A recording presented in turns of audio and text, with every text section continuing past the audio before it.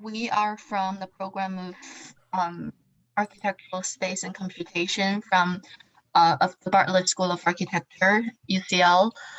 Today, what we're presenting is about we look at the differences between the intended experience and the actual experience with interactive installations. So we kind of want to figure out how to visualize and how to look at the gaps between the two. The reason we started this research was we observed that it is actually quite common to see it's quite common to see that the differences between um, to see the users behave differently than expected by the designer. So for example, at this case, Science Museum in London. So this interactive installation, it has a slope.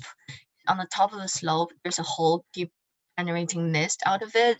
So the objective of this installation is for the users to play with the mist and to understand its feature and to kind of like blow the mist down the slope and to understand that it's flowing, it's made of water droplets. During our observation, lots of participants, this girl, for example, played with this slope as if it were kind of like a slide in the amusement park. And she did not generate any knowledge and did not interact as expected or instructed by the museum. So that's how we started looking at this question and looking at this phenomenon. Um, it is based on current work. It is actually quite acknowledged and quite recognized that there is a difference and there is deviation between the intended and the actual experience. And given the fact that the users are from different backgrounds, it's really hard to predict what they might be doing. And it's always different between laboratory conditions and non-workstation environments, which means even we can test out the installations in the lab or in workstations, it's always different in real life scenarios. And there are a lot of existing approaches of measure the intended experience by the designer and the actual experience by the user respectively. However, rarely do we compare the two and do we look at the differences between the two. So we are actually, for this research, we are looking into that and trying to make this knowledge inform the designers and the researchers about the interactive installations. So this poster is based on a previous uh, work of ours, which is also published this year. In that previous work, we defined the 5 stages of interaction process, which are lingering, exploring, direct interaction, primary outcome, and secondary outcome.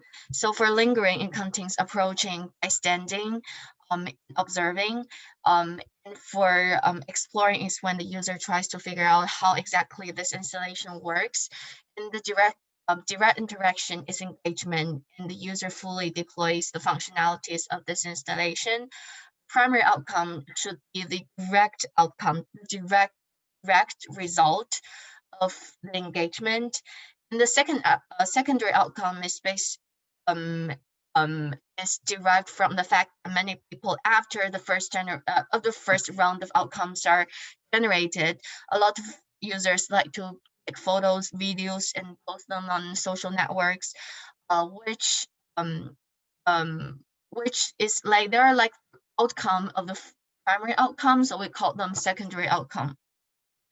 Based on these 5 stages of interaction process, we came up with a general model of deviation, which visualized and illustrated how we can compare intended and the actual experiences by diagrams. So the core of this model is we use 2 trajectories to represent the intended and the actual experiences respectively.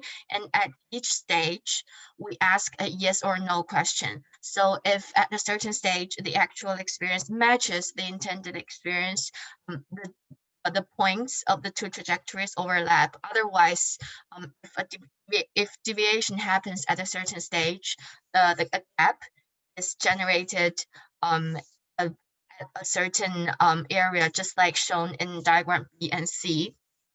So we can see that at certain stage there's a gap and there's like a deviation, so a triangular area is formed, and that represents the deviation. While in diagram A, the intended experience completely matches the actual experience, so the two trajectories completely overlap.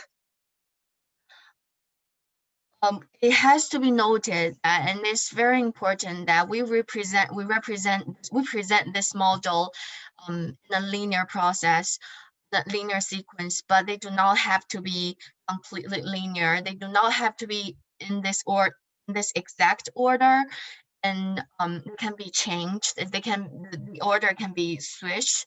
Also, it can be further expanded. It can be expanded to further detailed illustrations of the interaction process. And also, we um, visualize the gap. It doesn't mean that the difference or the deviation is a completely negative thing.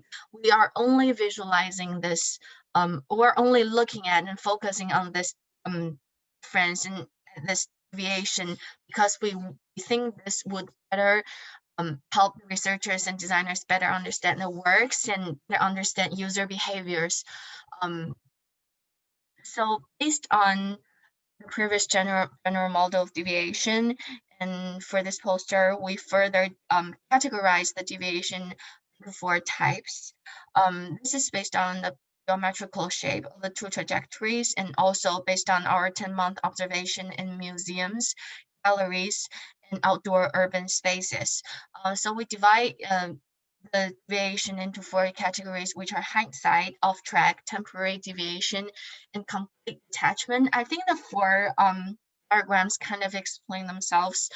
Um, for example, in hindsight, which is comparatively rare case, um, user kind of the user didn't approach the installation on purpose the first several stages, but he kind of triggers the functionality of installation by accident, and that's how he starts actually interact with the installation. And off track is kind of like the opposite of hindsight. And we also have temporary deviation, which is quite easy to understand. And the deviation happens at first, but then the actual experience goes back to um, the track of the intended experience. And also we have complete detachment, which is they're like completely detached. The user does not behave as expected from beginning to the end. For this taxonomy, we specifically looked at two cases. First case was also in Wonderlab Science Museum in London. Um, it's called cloud rings. So for this installation, the user is supposed to push the central area of the installation softer or harder, and there's mist coming out of the central hole, and user is supposed to try to push it softer or harder so that he or she can figure out in what circumstances can cloud rings be generated and learn the knowledge, learn the relevant knowledge. But according to our observation, most of the users, they were just having fun playing with like pushing down the central area instead of actually adjusting their power and to try to generate cloud rings. For this case, we think it might be off track or a temporary deviation, because for the last stage, which is secondary outcome, according to the science communicator of Science Museum, the ultimate goal of all these installation was for the users to build science capital and to trigger their interest for science, which was something we didn't really trace when we were observing. So they might be, they might have their interest for science after this, even if they didn't generate the cloud rings. This is something we couldn't figure out. So and it could be off track or temporary deviation for this case. And also the second case, which we consider is very interesting, was at Natural History Museum. We call this installation Earth's Place. So at this installation, as you can see from the left photo, there are three touching panels. And if we touch one of the panels, the volcanoes or the earthquakes or the plate boundaries on the earth will be shown on the big screen respectively. Um, and so it is quite a simple installation to interactive with, and it's located near the entrance of near the entrance of this Natural History Museum. So a lot of people interacted with it. The thing is, during the pandemic era, we observed it right after it reopened. Actually, the intention of the designer of the museum was changed, and it actually didn't want museum didn't want the visitors to actually touch the touching panel, or at least wash their hands before touching. Uh, but according to our observation, no one did this, which was quite out of my expectation because we assumed that they were required to do less things instead of more.